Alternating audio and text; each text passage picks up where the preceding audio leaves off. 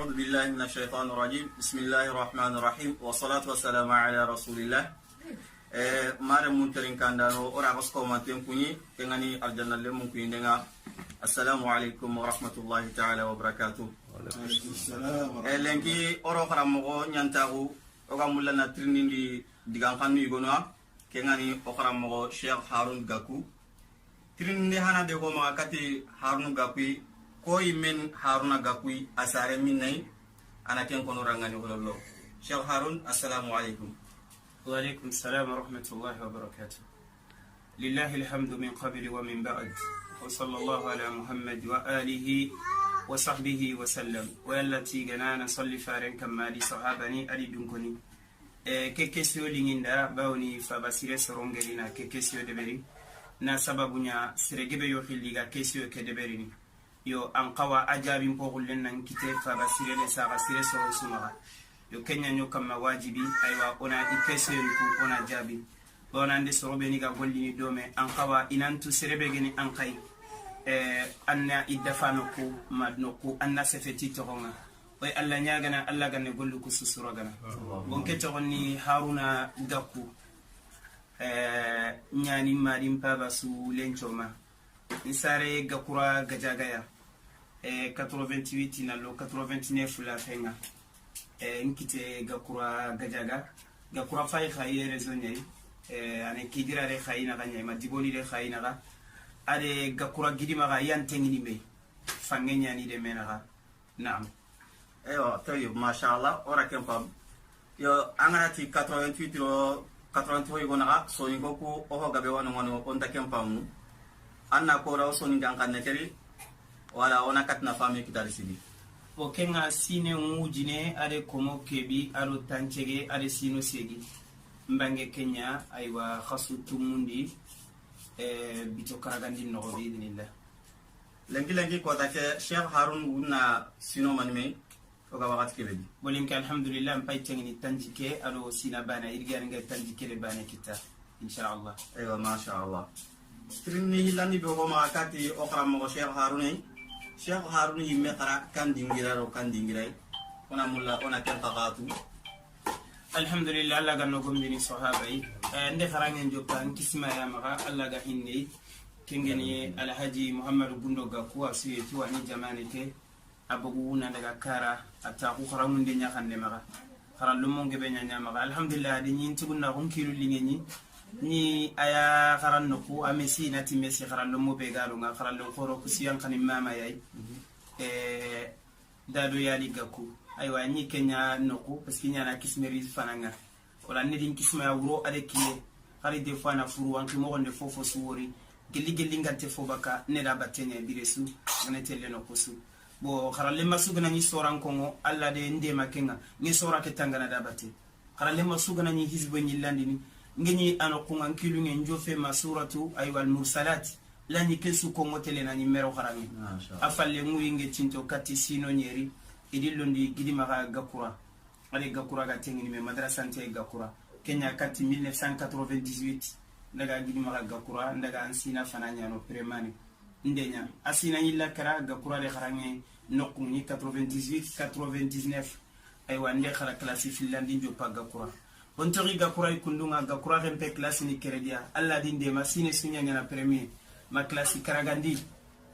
sasa sorongiro munde netunga yete lesegu mpaba décider ndi mpaba horere me ya gaku ona ndega do me segu mo kisma keme dungi abe dungi mo gosu bo legeringa ide manninya ide ano sinya de bira radulka na communiquer ndeberi o kisma ke ga communiquer ke terinkana nanti gouvernement nyando wutu kharangenga nanti haruna gaku wala ya gaku gouvernement ti hajun kinya yetele kharasewu ide yogo ko nanti indaga besuru sago indaga kenna passing kinya gouvernement nya sikiti fofo bo ganni ko bu waso de sangana ti gouvernement pa abo si kenya gani atina ndaga kempale kemme dunye gatelle o bogu mo mbay gakuray kunduya 2002 nandaga segu bogere segu ndaga jopa 5 mani bontugu nandaga alhamdulillah yogoni hinninga idungu to ko yiremme bo tampiye mogo mande khotensu oda suwori segwa des fois nya kamenga nta anne sure ke ay gananta kabaka tani oyile ne sella nyai kembere kenge bende beri karen no sorobeni ga mangu kroma ke selunu na mangu koromu kusagara ndinari kanga ni salanko ni ga après na jimmini nasaw dari tegante kiteno maga ogana yige molle ube teba tebe ga tasanga ona kufmona romana ona to kombe kota sone kenyu ga utu oga dari kenya fage to maga garsa sa ngana du ta yige nga nte muswarin kibare teba tekin kosina susana nye sonye bo to risego akundunga sino nyeri makati tumu mende kenya segu ngere klasi ko bundi ndeberi segu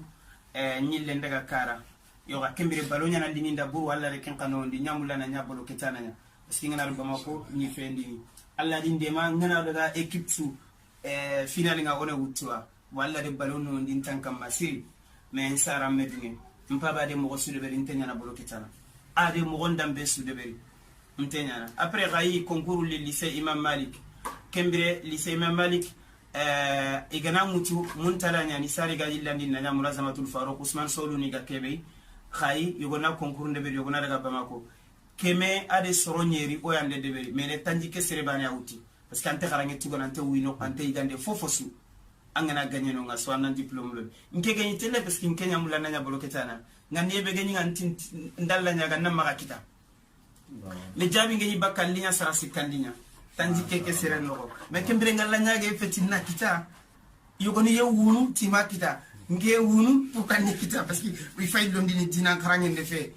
adi sondo men bonondi afalle ira ko nanti sina fananga a jopeno kuyai enati sana tamhidia kenyana français d'anglais nyan karanga matière mpo gebe suni kenya physique chimie mathématiques biologie on est cours de berni français nya anti mpaba la ti dina karanga ngese finia parce que kaya gaye itiral kenya gaye lono français matière ni nte fofo su nte réviser nte fofo réviser de ver nte fofo mais en même temps examen nga ne pour yan kitara ni mele se mpasse kundunya nga 10e classe nga iti concours yogo de berni Saoudia musabaqatul ali wal ashab 2009 afina fana ide ko nantina participer nkero loken nogonga ndekita kembere 10e oge tele Saoudia fu beni gede kita shahada ni maga bagin khalle me kembere keme ki bag après refera nande bagin ko ni saada ndeken kitaba makono ide shahada kinina me kembere ne 10e nyai o daga Saoudia yi alhamdulillah oge daga o daga jamia islamia men jangenya ni Zaidi bin Salih Touré Zaidi be ga qisanu ge histoire ke Congo machallah daga Zaidi bango masala kompe après o daga kulliyat sharia adin sa konda de ko sen kininga karange na musabaqa ndeberi wala gode musabaqa ndeberi jamia islamia kuruna karananya madina karalle mayego afalle oyile oga madina misile ke futronde sofondaga soro yogoni yero groupe rega masala nga daira halaqama fogo sin kritinal tinkemele men ngiri men timali pour masala parce que Allah ti hijunga wa manafi'u linnas nafange soronda manne bani hammininke ntimke hammi beginga ne mulana nya kharanga na nya iketa parce que mpaba di hamminya kenya purunga dina ke kinyandini atinkeri yere kammo ntinte biye jonko tunte pasoro jonko tira su de berindanga nganye concours nyani nderi mali en kallu représenter alhamdulillah kella hala adinkri atinne mulanna nya kammo birantaw ntinne mulande sere swaga kati gollini dome parce que nkeni sere hasida gontin no alla dinde ma kenno ko nte fe bure xanna ka sere atinga mulla nde sere suna golli dome nkara no ku fana nya kammo ntin kara côté de tampie nya isegu ati kenya geni iga wosebe kininga kenni meni sudane nya akama ba fay docteur Abdul Hafid ala nya imme kilu taka diga mu kwa ali Ibrahim Korera suni du fa bare sere ngede ko ta Cheikh Ibrahim Tief atinga wosebe kinanga kurasi beganga ado an chefe kanne kanne ne labante daga Sudan côté question parce que angi junga côté nga sego ngana Saudia kaso sunan tugana hijuni de fe Allah gagné nga fen angana do mutume ke sampai lam kuna keta parce que anjonga côté daga Sudan e men tinkere examen de bilir ati he daga Sudan angana daga Sudan ngene na khombene yigonga nga diga mebe ko anga kharange sumulla anga sukita Sudan mais côté nyen leseme lo fare misile nga sofo ndalla nyaga nti gelli alayhi salam nti gelli khairinga Sudaya min khairinga Saudia alla gannin kandana katin khairinga na kube kebe garni na fa khombene o daga Makka ngana tawafu suluberi sikki kati maqamu Ibrahim alla Sudan wal Makka mais kebe ganin ni me sondome Makka nan karano nga parce que nonya tu manteni Saudia jabi li bogu zeli din klimana mu atiga ko amesiro nde semballa keita usudo ga fa docteur nga sasa ndade video de beri umra ke 2019 semballa ide wutu usudo go fe de beri ide wutu jabi bogu mewti nde wuye nyanya koyu manne menga wunu mais parce que ni mendaga ko yalla nan tin kayringa kebana ana feini kembere nte tunga tele suda mo be suda fofo suga ma timma après ni le ndaga khay ni bama ko saudi aga na bogu nawti ndaga khay ndaga lycée ke khani ni to 11e midin dimma itindanga suda concours ngenonga ayenya na bama ko na haru jeriba khara no mo be gamula na participer d'accord ndaga ka to khara mo laji cissé khayndi almami ati gaku daga o serinte nga maka kunu diplôme ke gamma daga ro ange kita o kadum konta kala mboku kala sinya daga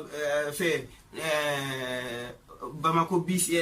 mobile place Ghana na daga bio mutu direct na 4h mobile mutu na mbaka daga kanyi meketa ndi baba ko ndinge fakile kati Bamako tibe Sudan ay gonde keko me Saudi akida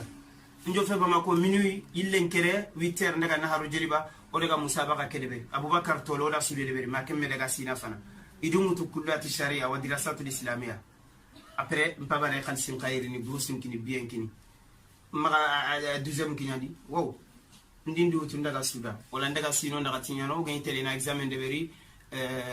amu tani saken ni te kanna ken dindema parce que gona daga sura fonkullu mo ko fu ben ga gile ajini de nokuni ini wutu kulliya nya direct mo fon binu inde ne examen tana de beri ne asila ta'jizia angana kore ina nyillandi ma hadi luqan nasino filinya pranar jami'an de beri ntidanga wallahi billahi na kuniti alla nke nde jami'an penya de beri concours nya de beri ndekita kageni nyillandi kumbere ngitele mali ndegi mbiye mutu nde koya eto tuma mane ide tintin ke finta ka question ke khangena ko rajabi wala bo gelli ke nga idin ke fendi ndangi nke ma ka fende ke be gedega koroboro yo gwani ida kenyilla ndi ade sino nke duguta ken kane bo des fois sa ko ena sa ko kata fisinke te kanya inse fedia idin ngara kuliya sharia bo suda ko ni kharangi be gano angi ma garante gayne wala ko taniyer ni suda ntete le garano ko tani sabu nga ko jonko te kiteni ndi nyira mu ngankini kharam hadise ko tangana manke soro sune tuninga tellement hadise ngalinginda wala nde suda ken tampiye de ken kote de beri kundunya saudi sudane go na khani saudia ken kharam mo ndade me obi suda abdul hafiz ke bege de conseil kini dawra majamma al walidain suda iga dawra nde berni ndaga katta gidi murawa atime pourquoi likam mo ntangere conseil ko ndalla nyaga gelin khairinga no kube allah fagire liti suda wala golle wala kani karam mo gonni kayna do fond inshallah aywa alhamdulillah ora fame kita andigam kuno gondi yo ga ken no gondi question kuno gondo dangi trini ndi bane ora tu cheikh haruna yimbe gal sirembe asare no kumara ken konora mais cheikh haruna yimbe sare haben ni koy o maken tu trini ndi kuno gondi aro asare mani koy wala o maken tu trini ken gondi o amulla ona ken katu ga dangi aywa alhamdulillah tonga ni mpaba tonga ni jagi ligaku afay france yere 13e foyenga c'est Valérie foyenga eno si même conférence gebe ayer ni do batenga ay français are ani aywa nkana le nyugo soma mato nyane Aisha tu Muhammadu Gaku nkisma kebe ngere ko wala nyagarin soma nyani wala wa alhamdulillah Allah di mar jere le nyugo kere gale le nyagarin bani nke yafido wa alhamdulillah sulu dina kagara nyafido kay meni karamo yagara ko nyaay khay madrasa nga bo ko kono ku bani fay lycée Imam Maliki kay khay khadi ay dugitana ay digi bankinga bani pay Touba akay kharangano go tu fo tuguneke aka fa Qur'an tange no kunya alla gana du ngori sun qaso akem pa kat sino tammi ay dugitana Qur'an inshallah ta'ala aka to kanya haruna go ma sha Allah barakallahu fik ewa ora shego ntilundumugo na jabi do no ngari ilimo rangani sasa ora tunanti sheikh na kharange nyonga malino ko nyari nandaga suda nali lenki kota ke aga france ni yanko tenkama ona mulla na to sheikh ndake kharange no gondi agara ke mouvement be suda bar kundu yalla anda mani golli ko indi durangani sugandi angara ga ummato na hanati kenga ola bo alhamdulillah parce que sere sugaye anta kuna nasimme angala allah nta sude berni mellanta su tokono afayan kati manne batte to ko yimoteni ko garanka karafalle anna sigira yogoto wala bo kella hala gelinge ni fen keni safandini ya garum ka kenya kamana sefeno ngi dafana be sudi mo goyani hatta ngeni dugutana suda ngede basu be safa kenya fay kinni saga sire ne safa dawrul mar'atul muslima fi islahil mujtama ina mulla na ke kitabe bonondi iti pourquoi anti gelinki ga 9e de ke safa nden joppa nga diga munu ya garun kamma sarano haqqe be gay le munu marandi mogo ndeke ya sugandi nde khanu wajibin safa nden nyana ke ngana dugutana université après des examens de berin kamma idunge de kitabe ke ide tohim maga alhamdulillah e kella hala bo donc sasa kebe ngeri hammi beginga hammi qore beginga ngana khari khara nanya goli nyangana nga qarangano ndemana kenya hammininga allah ingannientu na qarangano ndema na korinton ndema me kebe ninga encourager golle soudan e gona ni saudia sun kaso sani milioni mane meritini kati o ari ibrahim silla agenyino kenno wara golle ke sunu kutu wakati ngana kinye anna temere yogo gobo ona gaton kobo ona boisson ko baro ji ona mana sase ngebe hôtel mobile sigino kunu ko asrobeni iga bisini de fenduku sumu kutidi mangana kinyo ona kinya kalibe gene miskinani ona mobile mutu ona daga a déposer ona kinya atori kundu agarni ade toro aywa ahmadu silla magainati banyame din ke fiya golleke minti pourquoi ke fay ante suday menoro et puis ani walla katto ku ya soro mefeti nantona miskinani muru oni demate ken golle de batten torina ngiri bamako ngedu ta suda ngiri bamako direct sun qasu fana be genya trokro bugu ya garu ngi kharamundi ni kharqum min alhamdulillah ngana daga de miside ke fakka ndi kefi ona nya qalsi ngaqe go ga de ber nde groupe nyere ber sun qasu ke tanji kembito ke groupe ku ya garu tammi ke groupe ku ya garu tammi khadija groupe ke kundu legeri groupe be gana nyino qade ke be gana yogoni na jerenga kerni yogoni de selingenda yogoni de sangume yogoni furufuru yogoni khadi firu goni ngara miskina ni bane khanema sumu kuti dimanga na kinyo oni tagan yogona daga fokne kasonka yogona daga optalim ka sorobeni ga wotunto murono yege sumi yogona daga kilila ku ode continue legeri ma dauda bugu lafia bugu ni yagaru soanin kilingero no ka groupe ngerono yogo siro ode bolle ke joppa kundunga afalle lamu nanti des fois Gabriel Touré furu yogoni gana kara isoro yogoni gana kara furu beni gano yedalla na glaci no serentono yegi tugana o kefi o ga khalsinin kapame ne garalo mo kusudaga ode gayde furuku koy yogoni memi munna glacé nanti serenti maga karlanti kentia ode laydu laga ode tandume wujina daga ko tandi qaralle nyagaru foni meni khita kota igida harmaren pure ngori mo goygo ikuti harmaren mago ode de kaytin kininga layrini biresu Gabriel Touré ngarono lay demande ndeberin olo continue kundu igara serebe ganar problème ngana nyanara ko nga sorobetu na jofia oni dema alhamdulillah moga mingari ni france ya kundu bongeri france ode conférence ndeberi nge jonga groupe fana be ngunyini ti yagarun qaralla ne kenya ga kurare daga sunu bane yagarunye of osoro wala nde kunyaro ndi afalle mama khadijatu sumareni do soro be ga me kamaydo koyime ode groupe ni ko fmena na muslimi iqra ma groupe ke garini na conférence yo organiser sun kaso nanti besu gae malmatunu nya nyoma ga kharamundini besu na fo bagandi ona soro nyagalindi ode 700 et quelque kita conférence nga khalsi giben kite idi kininga ndi khiri ti ke khalsi ni ko tinkenti ay kete ko khalsi ni ragan conférence khalsi ni kun ke hajunte kunga iti one nyana manne yogode du togono nanti oni kina association ni beni ga silamini de mana sun qasos menti kenya gana ngila association ne berni kada anya sun qason no mbay fota ko ndi nanya kada rayan suma no ngarono ode jopode mal miskina ni ndema asun qafilla ndo conférence ne ber Sénégal Gambie anya kundu goma agari ni sa gasilen kibare ngarono nga formation kin nin kitabe ke bal matiyo go worone agosti na groupe muni na yagaru sunna fatike wala ma kengarini yerun sun qasonyani sa gasire gollu ku geri baranga de mandungeri be kempale adeni oya kama kartini nge wutini oga miskina ni alati meni ogi de mana wala nan tuugu golleke ngere kebe wore kharam nako parce que ngana daga khara fini filana ngana yillen an suugu ni fosire nyay an kanarame de beran jamani wala kella hala yani kenyan din hamminde muya nyagon suwarake tani ange wala gari khibare gnar garu gani mali tani agana goto ngela impisi mbakin tel fa fetina duko alla ande kennondi na rofi ntemulla seredi problème nan togo nin togo khali suda kharalle ma kesuyetu asutele yigen keno kunyai khalsi ne perendina na wora anganari anni mpe muni khalsi banga hadi sironote parce que ntemulla nga nyagali ni yogode wuye ngai wallahi mande kende beri bo o alla nyagana ganne gollu kuraga ke andi ngara gollini sa gasire golle ke garano ko ngakuni alhamdulillah masha Allah ora okra mo jabi donu ora fami gabe pitiri ora tunanti anda golle ke sure kitabe li kharandingirani ma anyi me agarni france ni en côté kama ewa na kharamu de njuma ken nogori na liya isae ankagara ka hommi angara ummatun naha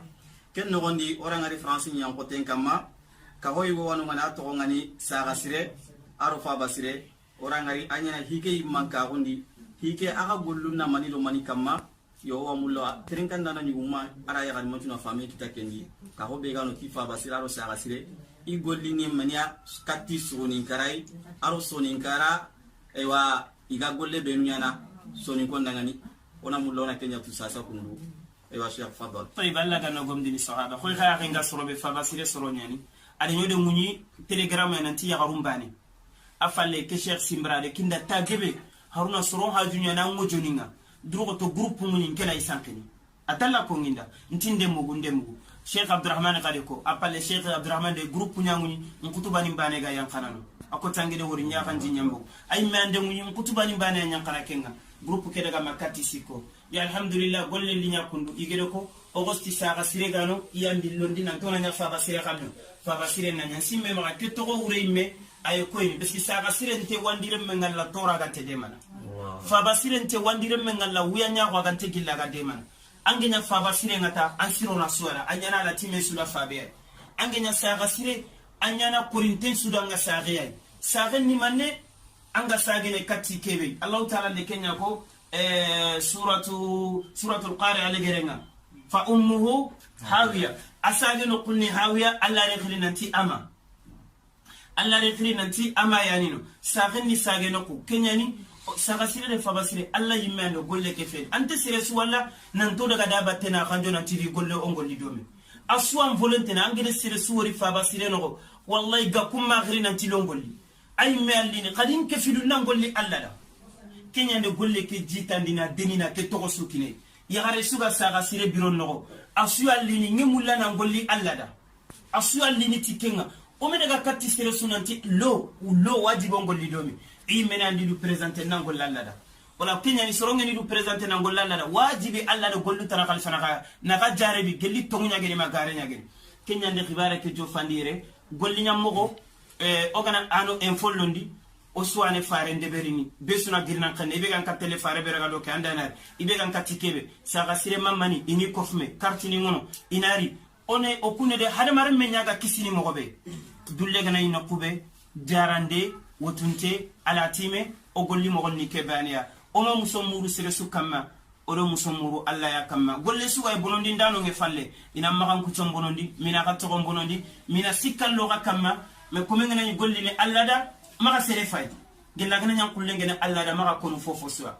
wa ufawidu amri ila Allah wallahu basirun bil ibad annam pinin kina alla na golli saga sirede faba sira summa mandi fabani isufa golli ni ke xanne sire banen tuno nan tugadi no ga kinine ke wuri suga de berni imani tikumutu imani mobil numutu nan daga fare ke su kofme bane xare representant moy megana ci xare keraga suno pasinte no ga kinini sire bane anga wala sorobe ni ga ke wuri ay mema fay waten no malante kongo atini hamido serotanania ay me faba fay khote mani debruzina ga ken deberni mogobe asune de kenya na lagerel sasa wotun tongo mo Burkina Mali Senegal Gambie ala timeni ngono I garangen tugadi ala timeni ngono ina farango kamma kasosu miskina ni ngono sara khaso beni alla gemere menyi da takki ge khaso I dépasse ni mpayo ay iro munni boyay aywa sara sire alo fa basire ogolli mo gonya fayna digamendo fondi sime magangilo ala kana alhamdulillah ma sha Allah ora tirinundo ora fami gabe kita jabi don ngondi onati